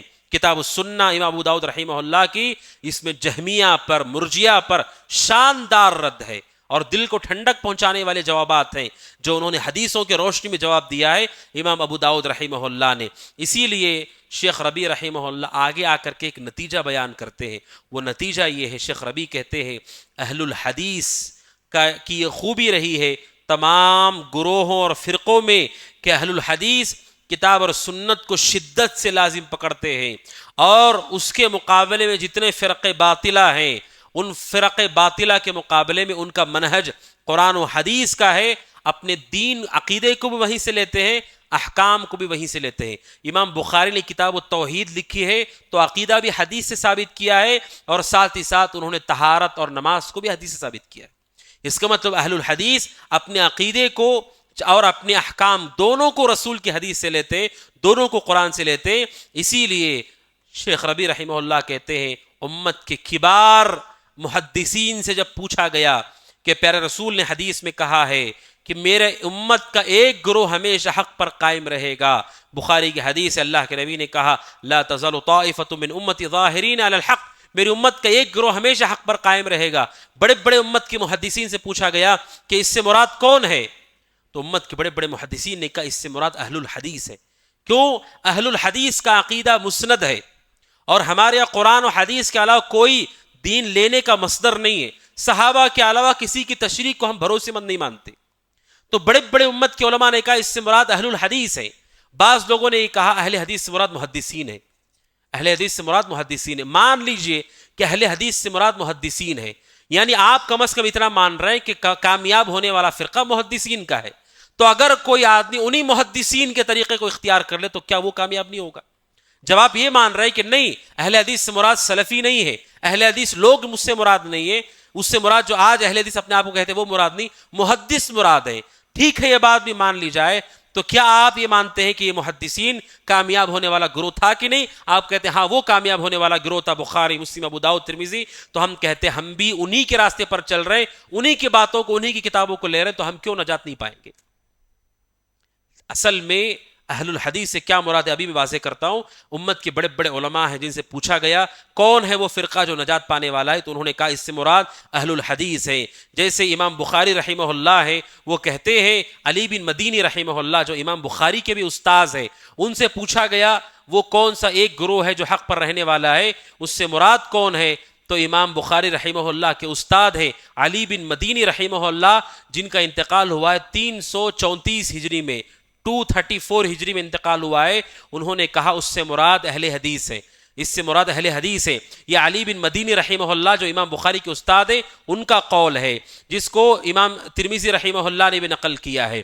اور اسی طرح سے امام احمد بن حنبل رحمہ اللہ ہے، وہ تو یہاں تک کہتے ہیں، جن کا انتقال 241 ہجری میں ہوا ہے، امام احمد بن حنبل کہتے ہیں اللہ کے نبی نے جو کہا ہے ایک گروہ جو کامیاب ہوگا، کہتے ہیں امام احمد بن حنبل رحمہ اللہ اگر اس سے مراد اہل الحدیث نہیں ہے تو مجھے نہیں معلوم دنیا میں اور کون ہے۔ امام احمد کہتے ہیں اگر وہ اہل حدیث نہیں ہے، اہل الحدیث سے مراد آپ لوگوں کو مت دیکھیے، مجھے اور آپ کو، ہماری پبلک کو مت دیکھیے، اس لیے کہ ہمیں اچھے بھی ہیں، برے بھی ہیں، فاسق بھی ہیں، نیک بھی ہیں۔ اس سے مراد ہمارا منہج، ہمارا جو طریقہ، ہمارا جو عقیدہ ہے، جہاں سے ہم دین لیتے ہیں وہ مراد ہے، اس سے مراد افراد نہیں ہے۔ امام احمد کہتے ہیں اگر اس سے مراد اہل حدیث نہیں ہے تو میں نہیں جانتا کہ امت میں کون وہ گروہ ہے جو کامیاب ہونے والا ہے۔ یعنی امام احمد کی گواہی ہے کہ ایک گروہ جو کامیاب ہونے والا ہے وہ اہل الحدیث کا ہے۔ اب سوال یہ پیدا ہوتا ہے کہ اہل الحدیث سے مراد شاید محدثین ہوں گے، عام پبلک نہیں ہوگی۔ اس کا جواب دیا ہے قاضی عیاض رحمہ اللہ نے، جنہوں نے صحیح مسلم کی حدیث، صحیح مسلم کی شرح کی ہے۔ قاضی عیاض رحمہ اللہ وہ کہتے ہیں امام احمد بن حنبل رحمہ اللہ کی مراد محدثین نہیں ہے، امام احمد بن حنبل کی مراد اہل الحدیث سے ہر وہ آدمی جو کتاب و سنت اور صحابہ کی جماعت پر قائم ہے، وہی شخص سے مراد ہے۔ یہ قاضی عیاض رحمہ اللہ جنہوں نے صحیح مسلم کی شرح کی ہے، وہ خود کہتے ہیں کہ اس سے مراد امام احمد کی محدثین نہیں ہے، بلکہ ہر وہ شخص ہے جو سنت پر رسول کی اور صحابہ کی جماعت کے ساتھ کھڑا ہے، وہی گروہ ہے جو کامیاب ہونے والا ہے پوری امت میں۔ یہ مراد ہے امام احمد بن حنبل رحمہ اللہ کی۔ اور اسی طرح سے امام بخاری رحمہ اللہ کیا کہتے ہیں، کون سا گروہ ہے کامیاب ہونے والا؟ صحیح بخاری میں امام بخاری رحمہ اللہ نے نقل کیا ہے، اس سے مراد اہل العلم ہے۔ اس سے مراد علماء ہیں، اہل علم ہیں، جو کامیاب ہونے والا گروہ ہے۔ یہ امام بخاری رحمہ اللہ نے صحیح بخاری میں نقل کیا ہے۔ وہیں پر خطیب بغدادی نے رحمہ اللہ نقل کیا ہے، ایک اور جگہ پر امام بخاری سے پوچھا گیا کہ کامیاب ہونے والا گروہ کون ہے، تو امام بخاری رحمہ اللہ نے کہا اس سے مراد محدثین ہے، اس سے مراد اصحاب الحدیث ہے، اہل حدیث اس سے مراد ہے۔ شیخ البانی رحمہ اللہ کہتے ہیں امام بخاری سے دونوں باتیں نقل کی گئی ہے۔ کامیاب ہونے والا فرقہ کون سا ہے؟ امام بخاری نے ایک جگہ پر بخاری میں لکھا ہے اہل علم اس سے مراد ہے، علماء مراد ہے، اور دوسری جگہ پر امام بخاری کہتے ہیں اس سے مراد اہل حدیث ہے۔ شیخ البانی کہتے ہیں دونوں باتیں صحیح ہیں۔ امام بخاری رحمہ اللہ کا مقصد یہ ہے کہ جو آدمی حدیثوں کو جتنا جانتا ہے وہ اتنا بڑا عالم ہے، جو جتنا حدیثوں کو جانتا ہے وہ اہل حدیث بھی ہے اور وہ عالم دین بھی ہے۔ یعنی اس گروہ کے اندر بالخصوص اہل علم کو انہوں نے ذکر کیا، چونکہ اہل الحدیث سنتوں کو دوسروں کے مقابلے میں زیادہ جانتے ہیں اور حدیثوں کو زیادہ پڑھتے پڑھاتے، یہ امام بخاری رحمہ اللہ ہے جو یہ کہا کرتے تھے۔ اور اسی طرح احمد بن سنان رحمہ اللہ جن کی وفات ہوئی 250 ہجری میں، ان سے جب پوچھا گیا احمد بن سنان رحمہ اللہ نے کہا کامیاب ہونے والے گروہ سے مراد اہل الحدیث ہیں، اصحاب الآثار ہے، وہ لوگ جو رسول اکرم صلی اللہ علیہ وسلم کے صحابہ اور منہج محدثین پر قائم ہیں، یہی لوگ اس سے مراد ہیں۔ اسی لیے بعض لوگوں نے کہنے کی کوشش کی کہ اہل الحدیث کا جو گروہ ہے وہ انگریزوں کی پیداوار ہے، وہ انگریزوں کی ابتدا ہے۔ کہتے ہیں انگریزوں نے اہل حدیثوں کی بیج رکھی ہے، یہیں سے اہل حدیث ہندوستان میں آئے ہیں۔ تو میرا سوال یہ ہے، جتنے نام میں نے لیے امام بخاری، امام احمد، علی بن مدینی، عبداللہ بن مبارک رحمہ اللہ جو کہ سب سے قدیم ہے، 181 ہجری میں ان کا انتقال ہوا ہے، ان سے پوچھا گیا عبداللہ بن مبارک کہتے ہیں اس سے مراد اہل حدیث ہے۔ تو سوال یہ ہے کہ یہ وہ لوگ ہیں جو دوسری صدی ہجری میں، تیسری صدی ہجری میں کہہ رہے ہیں کہ اس سے مراد اہل حدیث ہے، جبکہ نہ اس وقت انگریز تھے نہ انگریزوں کی کوئی حکومت تھی۔ اس زمانے میں وہ کہہ رہے ہیں اس سے مراد اہل حدیث ہے۔ اس کا مطلب یہ ہے کہ یہ کوئی نئی پیداوار نہیں ہے، یہ عقیدہ ہے، یہ منہج ہے جو ہر زمانے میں موجود رہا ہے۔ اگر کوئی کہے کہ نہیں اس زمانے میں صرف محدثین تھے، تو سوال یہ ہے کم از کم آپ یہ مان رہے ہیں کہ محدثین کا عقیدہ الگ تھا، عام فرقوں کے مقابلے میں محدثین کی سمجھ الگ تھی، محدثین کا عمل الگ تھا، تو ہم لوگ بھی انہی کے طریقے پر چلنے والے لوگ ہیں۔ تو یہ ہے شیخ ربیع رحمہ اللہ جنہوں نے صاف لفظوں میں کہا کہ کامیاب ہونے والا فرقہ کون سا ہے۔ شیخ ربیع کہتے ہیں امت کے کبار ائمہ سے جب پوچھا گیا انہوں نے کہا اس سے مراد اہل حدیث ہے۔ پھر آگے شیخ رحمہ اللہ کہتے ہیں یہ بات بالکل صحیح ہے۔ شیخ ربیع کہتے ہیں علماء نے جو بات کہی کوئی تعصب میں نہیں کہی ہے، کوئی تعصب میرا فرقہ ہے تو میں کہہ رہا ہوں۔ شیخ ربیع کہتے ہیں حقیقتاً جب کوئی آدمی عقیدے کی کتابوں کو پڑھے گا، حدیث کی کتابوں کو پڑھے گا اور مقارنہ کر کے دیکھے کہ کس کا عقیدہ ہے جو صحابہ سے ثابت ہو رہا ہے، سلف سے ثابت ہو رہا ہے۔ میلاد ہے مثال کے طور پر، آپ جتنا شور مچاتے ہیں مچائیے، لیکن کیا آپ میلاد رسول سے ثابت کر سکتے ہیں؟ صحابہ سے ثابت کر سکتے ہیں؟ نہیں۔ اور اگر میں کہتا ہوں کہ میں میلاد نہیں مناتا تو میں رسول اور صحابہ کی جماعت میں کھڑا ہوں، آپ کہاں کھڑے؟ اگر میں یہ کہتا ہوں قرآن خوانی اسلام میں نہیں ہے تو آپ جتنی دلیلیں دے سکتے ہیں دیجئے، لیکن آپ کم از کم اتنا تو ثابت نہیں کر سکتے کہ رسول نے قرآن خوانی کی ہو۔ کوئی آدمی امت میں نہیں کہتا ہے کہ رسول نے قرآن خوانی کی ہے، تو پھر میں تو رسول کے ساتھ کھڑا ہوں، صحابہ کے ساتھ کھڑا ہوں۔ آپ اپنی فکر کیجئے کہ آپ کس کے ساتھ کھڑے ہیں۔ شیخ ربیع کہتے ہیں آپ مقارنہ کر کے دیکھیں گے تو آپ کو خود پتا چلے گا کہ کون ہے جو حدیثوں کے ساتھ اور صحابہ کے ساتھ کھڑا ہے، اور کون ہے جو من مانی تشریحات اور لوگ اور میجارٹی اور وغیرہ وغیرہ خاندان کے ساتھ کھڑا ہے۔ آپ کو خود فرق معلوم ہو جائے گا کہ اہل الحدیث ہے جو ہمیشہ قرآن اور سنت کے ساتھ لگے رہتے۔ اور شیخ ربیع رحمہ اللہ نے اس کی دو دلیلیں بھی دی ہیں۔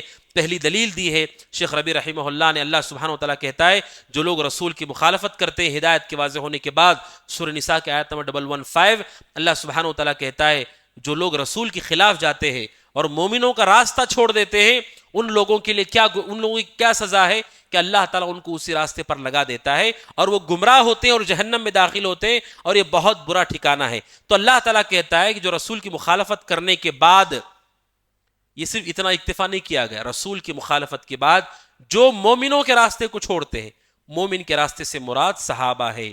آپ جو عقیدہ ثابت کرنا چاہتے ہیں آپ شوق سے ثابت کریں، لیکن ہمارے اور آپ کے درمیان ہمیشہ سلف ہیں درمیان میں۔ اگر آپ وہاں تک اپنی بات ثابت نہیں کر سکے، اس عقیدے کی نہ ہمیں ضرورت ہے نہ اللہ تعالیٰ اسے قبول کرے، کبھی قبول نہیں کرے گا، کبھی قبول نہیں کرے گا۔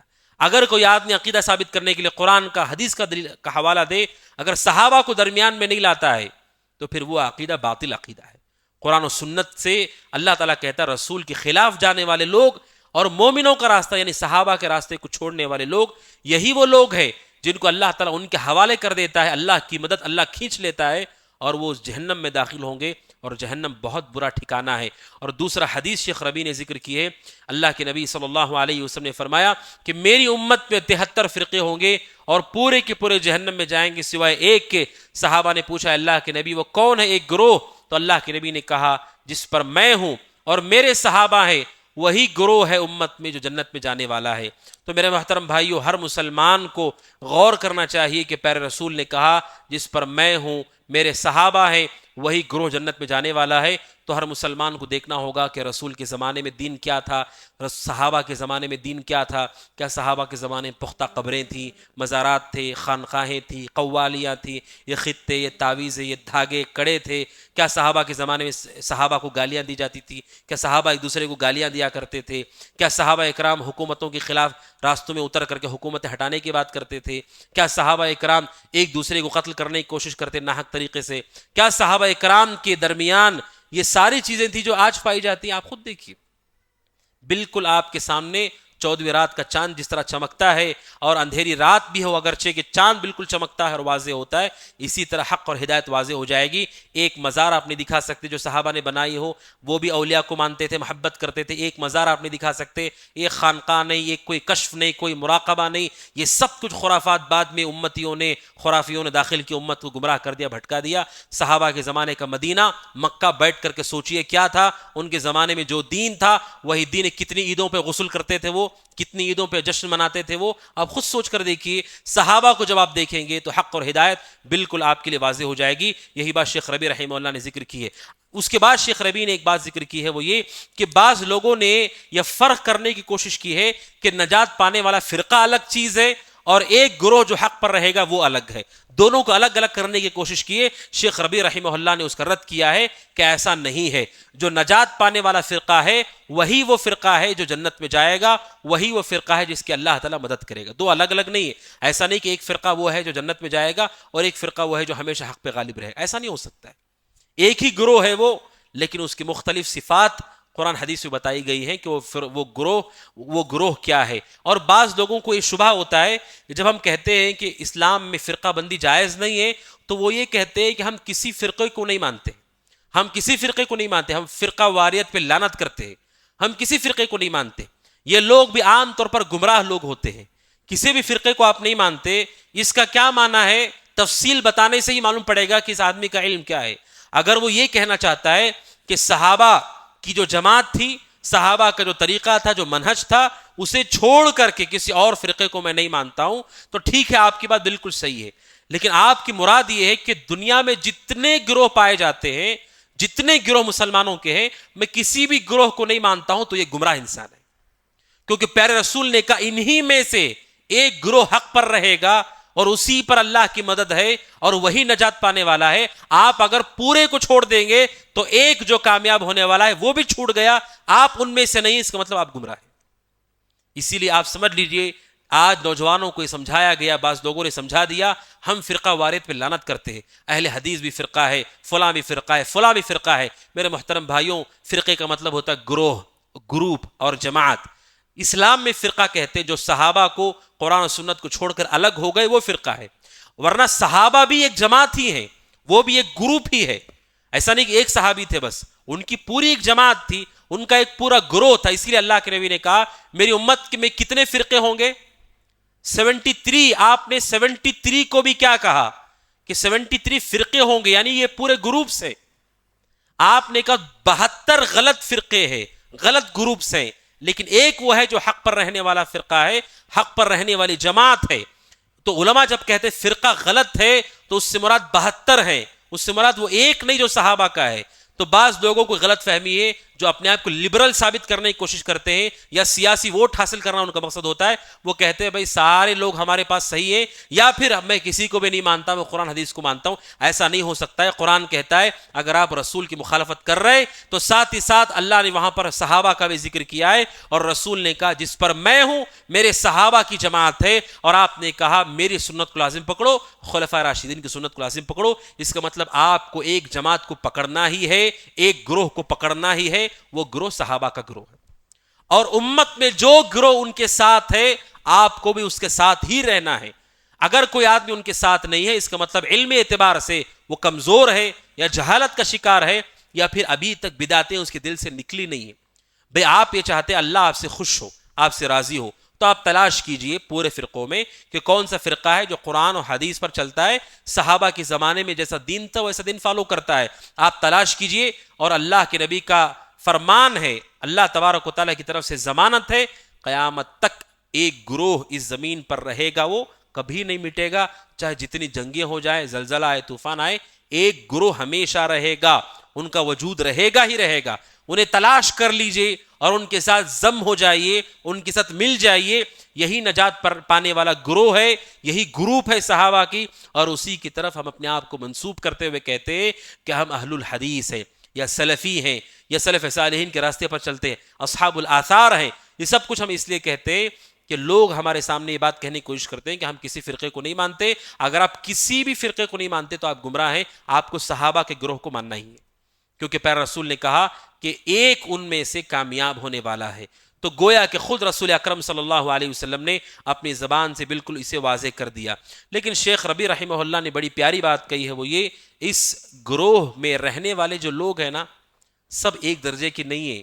کوئی آدمی اپنے آپ کو اہل حدیث کہہ دے, سلفی کہہ دے, بعد میں وہ کچھ بھی کر رہا ہے تو وہ سلف کے کھاتے میں نہیں آئے گا, وہ ان کی طرف منسوب نہیں ہوگا, کیونکہ وہی آدمی جو اپنا نام رکھتا ہے, اپنے آپ کو منسوب کرتا ہے اور ان کے راستے پر سچائی سے قائم ہے, وہی حقیقت میں ان کے راستے پر ہے. ورنہ صرف نسبتوں سے کوئی فائدہ نہیں ہے. اگر کوئی آدمی ایسا ہے, مان لیجئے, جو یہ کہتا ہے کہ میں اہل الحدیث ہوں, میں سلفی ہوں, میں سلف کے راستے پر چلنے والا ہوں, دن میں 100 بار کہتا ہے, لیکن اس کے عقیدے کے اندر بدعات ہیں, اس کے عقیدے کے اندر شرک ہے, انحراف ہے, تو وہ 100 بار نہیں, 1,00,000 بار بھی کہے, اللہ کے نزدیک وہ سلفی نہیں ہے, اللہ کے نزدیک وہ اہل حدیث نہیں ہے. اہل حدیث ایک منہج کا نام ہے, جو اسے اختیار کرتا ہے صحیح طور پر, وہ کامیاب. اسی لیے شیخ ربیع نے کہا, سبحان اللہ, بڑی پیاری بات انہوں نے کہی کہ بسا اوقات اپنے آپ کو سلفی کہنے والے منافق بھی ہمارے صفوں میں ہیں. جو سلفی اپنے آپ کو کہتے ہیں, شیخ ربیع کا لفظ ہے فیہا منافقون, کہ ہماری صفوں کے اندر منافق بھی ہیں جو ابھی تک سلفی ہوئے نہیں ہیں, لیکن فائدہ حاصل کرنے کے لیے دنیا میں ہمارے ساتھ جڑ گئے ہیں. شیخ ربیع کہتے ہو سکتا ہے آپ اس گروہ کے ساتھ ہیں تو دنیاوی کوئی فائدہ آپ کو مل جائے, جیسے منافقوں کو مال غنیمت کچھ مل جاتا تھا, لیکن اس فرقے کی 2 خوبیاں ہیں کہ اللہ تعالیٰ دنیا میں انہیں دلیل کے طور پر غالب رکھے گا اور آخرت میں جہنم کی آگ سے بچائے گا. شیخ ربیع کہتے ہو سکتا ہے ایک حصہ آپ کو مل جائے کہ دنیا میں سب کامیاب ہو رہے, جیت رہے, عزت ہو رہی ہے, آپ ان کی صفوں میں شامل ہو کر کے آپ کو ہو سکتا ہے کچھ یہاں پر مل جائے فائدہ, لیکن مرنے کے بعد جنت تو نہیں ملے گی, کیونکہ نفاق دنیا میں چلتا ہے, آخرت میں نہیں چلتا ہے. اسی لیے منافقین جنہوں نے رسول کے صحابہ کا مال کھایا ناحق طریقے سے, اپنے آپ کو مسلمان کہہ کے, جبکہ مسلمان نہیں تھے, دنیا میں کھایا, بس جہنم میں گئے جب وہ فوت ہو گئے. تو شیخ ربیع کہتے ہیں ہماری صفوں میں بھی ایسے ہوتے ہیں جو منافق نہیں ہیں, ان کے ذہن, ان کے دل کے اندر اہل حدیثیت ابھی تک واضح نہیں ہے, ان کا منہج کلیئر نہیں ہے, ان کو ابھی طرح معلوم نہیں کہ ہمارا مشن آخر کیا ہے, اہل حدیث کیا چاہتے ہیں, ہماری کیا دعوت ہے, ہماری کیا سوچ ہے, حکومتوں کو لے کر, صحابہ کو لے کر کے, اور اسی طرح سے علماء کو لے کر کے, دعوت کے طریقے کو لے کر کے, لوگوں کی اصلاح کو لے کر کے. ہمارا ایک خاص طریقہ ہے جو صحابہ کا طریقہ ہے. بہت سارے لوگوں کو ایسے ہیں جو منسوب تو ہیں لیکن کلیئر نہیں ہے ان کو, اسی لیے ہم میں سے بعض ایسے ہیں جو اپنے آپ کو سلفی کہتے ہیں لیکن وہ سلفی ہونے کے ساتھ ساتھ عقیدے میں صوفی ہیں. اپنے آپ کو سلفی کہتے ہیں جبکہ منہج کے اعتبار سے وہ اخوانی ہیں, تحریکی ہیں, اور خروج اور بغاوت اور سیاستوں میں دلچسپی رکھنے والے لوگ ہیں. اپنے آپ کو سلفی کہتے ہیں, دہشت گرد ہیں, وہ باقاعدہ اپنے آپ کو سلفی کہتے ہیں, شیخ الاسلام کی کتابیں پڑھتے اور پڑھاتے ہیں, لوگوں کا ناحق قتل کیا, زندہ جلایا ہے لوگوں کو انہوں نے, اور اپنی نماز پڑھنے والی ماں کو قتل کیا ہے, مسجد نبوی کے اندر دھماکے کیے ہیں. کیوں؟ کیونکہ یہ اپنے آپ کو سلفی کہہ رہے ہیں, منافق ہیں وہ, لیکن انہیں نہیں معلوم سلف کا طریقہ کیا ہے, سلف کا منہج کیا ہے, سلف کیا کہتے تھے, علماء کے بارے میں کیا سوچنا چاہیے آپ کو, حکومت کے بارے میں کیا سوچنا چاہیے آپ کو, عمل کے بارے میں کیا سوچنا چاہیے, اصلاح کے بارے میں کیا سوچنا چاہیے. پورے اصول و ضوابط ہیں اس کے, ان اصولوں کے خلاف جا کر کے کوئی آدمی اپنے آپ کو سلفی کہہ دے, اللہ کے پاس وہ سلفی نہیں ہے. اور قیامت کے دن اس آدمی کو اللہ تعالیٰ کے سامنے جواب دینا ہوگا, ایک تو غلط نسبت بھی کی اور اس نے اللہ کے صحیح دین کو بدنام بھی کیا. اسی لیے کئی لوگوں نے جیسے ابو بکر بغدادی وغیرہ جنہوں نے اپنے آپ کو سلفی کہنے کی کوشش کی، امت کے بڑے بڑے علماء نے جیسے انہوں نے اعلان کیا، ابو بکر بغدادی نے جیسے اعلان کیا خلافت کا کہ میں خلیفہ ہوں، فوراً اس کے بعد اہل علم نے فوری طور پر رد کر دیا کہ خارجی گمراہ انسان ہے، یہ سلفی نہیں ہے، ان کے پاس اصول نہیں ہے، ان کے ساتھ امت کے بڑے علماء نہیں کھڑے ہیں، یہ تنہا لوگوں کی جماعتیں، ٹولیاں، نہ جانے ہزاروں ٹولیاں آئے ہوں، امت کے علماء ان کے ساتھ نہیں ہیں، ان کے پاس کتب العقیدہ نہیں ہے، ان کے پاس مصلحین نہیں ہے، ان کے پاس علم حاصل کرنے کا طریقہ نہیں ہے، تدرج نہیں ہے، عقل نہیں ہے، عمر کم ہے ان کے پاس، یہ بعض جا کر کے دہشت گرد ہو جاتے ہیں، بعض جا کر کے اخوانیوں کے ساتھ کام کرتے ہیں، بعض صوفیوں کے ساتھ میل ملاپ رکھتے ہیں تاکہ انہیں دوسرے بہت سارے فوائد مل جائے، ان کو اپنے بچے کی اصلاح کے لیے وہ بھیج دیتے ہیں صوفیوں کے ساتھ بھی، انہیں معلوم نہیں کہ اہل حدیث کیا ہے، ہمارا منہج کیا، عقیدہ کیا ہے۔ تو سلفی جب آپ کہتے ہیں تو حقیقی معنوں میں آپ کو جب آپ نے نسبت کی ہے، شیخ صالح فوزان حفظہ اللہ کہتے ہیں اگر آپ چاہتے ہیں اپنے آپ کہ میں سلفی بنوں تو آپ پر واجب ہے یہ کہ آپ مذہب سلف کو اتقان کے ساتھ سیکھیں، سنجیدگی کے ساتھ، اطمینان سے، جذبات میں نہیں۔ اسی لیے اہل علم نے ذکر کیا کہ خوارج، آگے شیخ ربیع نے بھی ذکر کیا ہے، خوارج کا جو فرقہ ہے یہ فرقہ عمل اور ایمان کے اعتبار سے بہت جذبے والا گروہ ہے، یہ صحابہ سے زیادہ نماز پڑھنے والے، صحابہ سے زیادہ روزہ رکھنے والے لوگ، لیکن عقیدے کے اعتبار سے یہ صحابہ کے منہج کے پابند لوگ نہیں تھے، بلکہ من مرضی انہوں نے کام کیے ہے۔ جب انہوں نے کہا، دیکھا کہ امت میں اختلاف ہو رہا ہے، گناہ ہو رہا ہے، اپنی چاہت سے جو چاہے وہ کر دیا، وہ پابند نہیں رہے۔ آج بھی نوجوانوں میں سے بعض جب وہ منکرات کو دیکھتے ہیں، برائیوں کو دیکھتے ہیں، غلطیوں کو دیکھتے ہیں، انہیں لگتا ہے کہ اب ہم جو چاہے کر سکتے ہیں، اب ہمارے لیے سب کچھ جائز ہوگا۔ نہیں، آپ کی ایمانی غیرت آپ کو منمانی کی اجازت نہیں دیتی ہے، آپ کی ایمانی غیرت کو آپ کو سنت اور سلف صالحین کی لگام لگانی ہوگی، ورنہ آپ خوارج کے راستے پر چلے جائیں گے، ورنہ آپ گمراہ لوگوں کے راستے پر چلے جائیں گے، غلط کام کر بیٹھیں گے۔ آپ سوچئے سبحان اللہ، ایسے واقعات بہت سارے ہیں، اس وقت ہمارے پاس تفصیل وقت نہیں ہے۔ پھر شیخ ربیع رحمہ اللہ کہتے ہیں، لہٰذا میں آپ تمام کو نصیحت کرتا ہوں، وہ شیخ ربیع کہتے ہیں کہ جو آدمی سلف صالحین کی طرف نسبت کرتا ہے اسے چاہیے کہ وہ یہ جان لے اگر وہ صحیح معنوں مذہب سلف پر نہیں ہے، ہو سکتا ہے دنیا میں کچھ فائدہ اسے ہو لیکن آخرت میں کوئی فائدہ نہیں ہوگا۔ اور شیخ ربیع نے آگے کہا، اللہ نے قرآن اور حدیث میں جس علم کی تعریف کی ہے اس سے مراد دین کا علم ہے، دنیا کا علم نہیں ہے، اگرچہ کہ دنیا کا علم اس کی وجہ سے دین کی خدمت ہوتی ہے کہیں پر تو اچھا ہے، الحمدللہ دنیا کے علوم سے اگر دین کی خدمت ہوتی ہے تو اچھا ہے، لیکن جس کی اللہ نے تعریف کی ہے وہ دین کا علم ہے۔ شیخ ربیع کہتے ہیں رحمہ اللہ، لہٰذا علماء سنت، علماء اسلام، ان کی ایمان، ان کی عمل، ان کی نیتوں کے اعتبار سے اللہ تبارک و تعالیٰ جن لوگوں نے خدمت کی ہے اللہ تبارک و تعالیٰ ان کو اس کا ثواب دے گا، لیکن جس علم کی فضیلت ہے وہ شرعی علم کی فضیلت ہے، لہٰذا وہ کہتے ہیں لہٰذا حرص رکھو، کوشش کرو ان درجات کو حاصل کرنے کی۔ پھر شیخ ربیع دعا کرتے ہیں کہ اللہ تعالیٰ ہم سب کو توفیق عطا فرمائے کہ اللہ تبارک و تعالیٰ کہ ہم سنت کے جھنڈے کو اٹھا سکیں، علم کے جھنڈے کو اٹھا سکیں، اللہ ہم کو اس کو توفیق دے، اللہ تعالیٰ ہم کو مخلصین دعات میں شامل فرمائے، اور اللہ سبحانہ و تعالیٰ ہمیں ان لوگوں میں سے بنائے جو کتاب کی طرف، سنت کی طرف اخلاص کے ساتھ دعوت دیتے ہیں، اور اللہ ہمیں توفیق دے کہ ہم مسلمانوں کو گمراہی میں جو پڑے ہوئے ہیں ان کو نکال سکے، جن میں سے اکثر لوگوں کو نہیں معلوم، ہم ان کو وہاں سے نکال سکے، ان ذلتوں سے نکال سکے، اللہ ہمیں اس کی توفیق دے۔ شیخ ربیع دعا کر رہے ہیں، ان دعاؤں سے پتہ چلتا ہے جو حقیقی سلفی ہوتا ہے اس کے اندر جذبہ بھی ہوتا ہے، ساتھ میں علم ہوتا ہے، صبر ہوتا ہے، برداشت ہوتا ہے، حکمت ہوتی ہے، نصح اور خیرخواہی کا پہلو ہوتا ہے، وہ لوگوں کو نکالنا چاہتا ہے گمراہی سے، یہ سلفی ہوتا ہے۔ شیخ ربیع کی دعائیں۔ پھر آگے شیخ ربیع رحمہ اللہ کہتے ہیں، آج امت میں جو بھی ذلت ہے اس سے نکلنے کا کوئی راستہ نہیں ہے سوائے یہ کہ ہم قرآن کی طرف، سنت کی طرف لوٹیں، اس کے علاوہ کوئی راستہ نہیں ہے اس ذلت سے نکلنے کا، ورنہ جتنے فرقے بڑھتے جا رہے ہیں، تنظیمیں، جماعتیں اور الگ الگ افکار جتنے بڑھتے جا رہے ہیں، مسائل اتنے زیادہ ہوتے جا رہے ہیں۔ ان 70 80 100 سالوں کے اندر جتنے لوگوں نے اپنے آپ کو جہاد کے نام پر لانچ کیا سلف میدان کے اندر مسلمانوں کے، وہ مسلمانوں ہی کو نقصان کر رہے ہیں، کوئی فائدہ، کوئی اچھا نتیجہ، ثمر اور نتائج ہم کو نہیں مل رہے ہیں۔ آپ دیکھیں فلسطین کے آزادی کے نام پر اب تک درجنوں تنظیمیں بن چکی ہیں، درجنوں تنظیمیں، علماء کو گالیاں دینے والے، صحابہ کو گالیاں دینے والوں کے ساتھ دوستیاں کرنے والے، ایران کے ساتھ دوستیاں رکھنے والے لوگ درجنوں تنظیمیں بنا چکے ہیں۔ کیا حل ہوا مسئلہ؟ کیا حل ہوا سوائے یہ اور بڑی بڑی مصیبتوں میں لوگوں کو ڈال دیا اور پریشانیوں میں ڈال دیا۔ ان کی وجہ سے شیخ ربیع رحمہ اللہ آگے ذکر کریں گے، اسی لیے شیخ ربیع نے دلیل دی ہے، رسول اکرم صلی اللہ علیہ وسلم نے فرمایا، ابو داؤد کی حدیث ہے، جب تم لوگ تجارت میں لگ جاؤ گے اور دموں کو پکڑ لو گے گائے کی اور تم کھیتی باڑی میں لگ جاؤ گے، اللہ کے راستے میں کوشش کو چھوڑ دو گے، اللہ تعالیٰ تم پر ذلت کو نافذ کرے گا، اس وقت تک اللہ اس کو نہیں ہٹائے گا جب تک تم دین کی طرف نہیں لوٹو گے۔ شیخ ربیع رحمہ اللہ نے یہاں سے جہاد کے حوالے سے کچھ اہم مسائل کو انہوں نے ذکر کیا ہے، لیکن ہمارا وقت مکمل ہو چکا ہے، ہمارے پاس وقت مختصر ہے۔ شیخ ربیع رحمہ اللہ نے بڑی اہم باتیں جہاد کے حوالے سے ذکر کی ہیں، جس میں انہوں نے ذکر کیا ہے کہ جہاد جو شریعت اسلامیہ کے اندر ہے، جہاد کے معنی ہوتے ہیں کوشش کرنے کے۔ جہاد 3 قسم کا ہوتا ہے، نمبر 1 جہاد بالنفس، نمبر 2 جہاد بالشیطان، نمبر 3 جہاد باعداء الاسلام۔ ایک نفس کے ساتھ جہاد ہے، دوسرا کس کے ساتھ جہاد ہے؟ شیطان کے ساتھ، تیسرا اللہ کے دشمنوں کے ساتھ ہے۔ یہ 3 قسم کا جہاد ہوتا ہے جو فرض عین ہے ہر مسلمان پر، وہ 2 جہاد ہے، شیطان کے ساتھ اور نفس کے ساتھ۔ کون جہاد کر رہا ہے وہ بتائیے؟ اور تیسرا جو جہاد ہے اللہ کے دشمنوں کے ساتھ، وہ فرض ہی نہیں ہے، فرض عین نہیں ہے، وہ فرض کفایہ ہے نمبر 1۔ اور فرض کفایہ بھی لاگو ہونے کے لیے کئی شروط ہے جو علماء نے ذکر کی ہے، جب تک وہ پوری نہیں ہوں گی اسے جہاد نہیں کہہ سکتے آپ، وہ جاہلیت کا قتال ہے وہ۔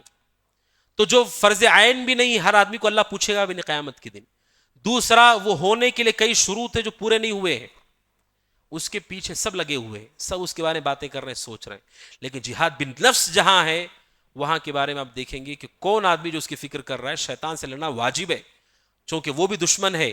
آپ ایک دشمن کی بات کر رہے ہیں میدان کی، لیکن قرآن جس کو کہتا ہے ان الشیطان لکم عدو فاتخذوہ عدوا، وہ تمہارا دشمن ہے، عدو مبین کہا، اس سے کون لڑ رہا ہے؟ ہر طرح کی بدعات میں مبتلا ہے، شرک میں مبتلا ہے، اور ہم کہ دشمن سے لڑیں گے؟ پہلے اس دشمن سے لڑیے جو آپ کے پیچھے پڑا ہوا ہے، اور اپنے نفس سے لڑیے جو ہمارے ساتھ ہے۔ اسی لیے شیخ البانی رحمہ اللہ سے متعلق ایک واقعہ مختصر اپنی بات کو ختم کر دیتا ہوں۔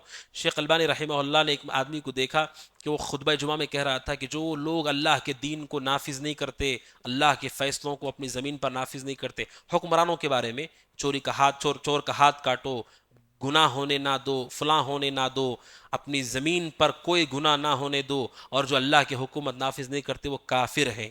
اس نے فتویٰ دے دیا جو اللہ کی حکومت کو نافذ نہیں کرتے وہ کافر ہے، لیکن جو خطبہ دے رہا تھا اس کی داڑھی نہیں تھی۔ شیخ البانی رحمہ اللہ نے اسے کہا کہ داڑھی اللہ سبحانہ وتعالیٰ کا حکم ہے، اللہ کا فیصلہ ہے نا، اللہ کے فیصلے کو نافذ کرنا ہے، دین کو ہی نافذ کرنا ہے، تو کیا داڑھی اللہ کا فیصلہ نہیں ہے؟ کیا جواب ہے اس کا؟ کہ اللہ کا فیصلہ ہے۔ تو کیا آپ نے اس فیصلے کو اپنے اوپر نافذ کیا ہے؟ جواب ہے نہیں۔ تو پھر آپ کے بقول آپ بھی کیا ہیں؟ اگر حکمران کافر ہے کیونکہ وہ فیصلہ نافذ نہیں کر رہا ہے، تو آپ نے بھی داڑھی کو اپنے چہرے پر نافذ نہیں کیا، تو پھر آپ بھی اپنے آپ کو کافر بول رہے ہیں۔ جو ہمارے ذمے ہے، جو لوگ عرب کے لوگوں کو گالیاں دیتے ہیں کہ وہاں یہ ہو رہا ہے وہاں وہ ہو رہا ہے، عیاشی کر رہے ہیں، خود اپنی زندگی میں اللہ نے جو اختیار دیا وہ خود اپنی زندگی میں نافذ نہیں کر سکے، اس کو اپنے چہرے پر نافذ نہیں کر سکے، اپنی اولاد پر نافذ نہیں کر سکے، اپنے گھر میں نافذ نہیں کر سکے، خاندان میں نافذ نہیں کر سکے، اپنی ذات میں نافذ نہیں کر سکے، اور وہ سب کچھ وہ اپنے گھروں میں ہوتا ہوا دیکھ رہے ہیں، لیکن انہیں فکر یہ کہ وہاں کیسے ہو رہا ہے وہ۔ بھائی آپ کے اوپر بھی یہ فرض ہے، اپنے آپ سے لڑنا آپ پہ بھی فرض ہے، جہاد بالنفس فرض ہے، دشمنوں کا جہاد چھوڑ دی، جہاد بالشیطان فرض ہے، کیا آپ لڑ رہے ہیں اس سے؟ اپنے آپ کی بات آتی ہے تو یہاں پر ہم جو فلمیں دیکھ رہے ہیں، ہم جو گناہ کے کام کر رہے ہیں، ہم جو غیبتیں کر رہے ہیں، ہم جو چغلیاں کر رہے ہیں، یہ سب اللہ کے فیصلے کے خلاف ہے۔ قرآن کا فیصلہ یہ نہیں ہے، قرآن کا فیصلہ ہے کہ آدمی دیندار ہو۔ ہم خود اللہ کے فیصلے کو اپنی زندگی میں نافذ نہیں کرتے، اور ہم چاہتے ہیں پوری کائنات میں اللہ کی حکومت قائم ہو جائے۔ اسی لیے شیخ البانی رحمہ اللہ کا بڑا پیارا جملہ ہے، وہ کہتے ہیں اقیموا دولت الاسلام فی قلوبکم، اے لوگوں اپنے دلوں میں اللہ کی حکومت کو قائم کرو، زمین پر اللہ قائم کر دے گا۔ اپنے دلوں میں قائم کرو اس کو، اللہ تعالیٰ زمین پہ قائم کرے گا۔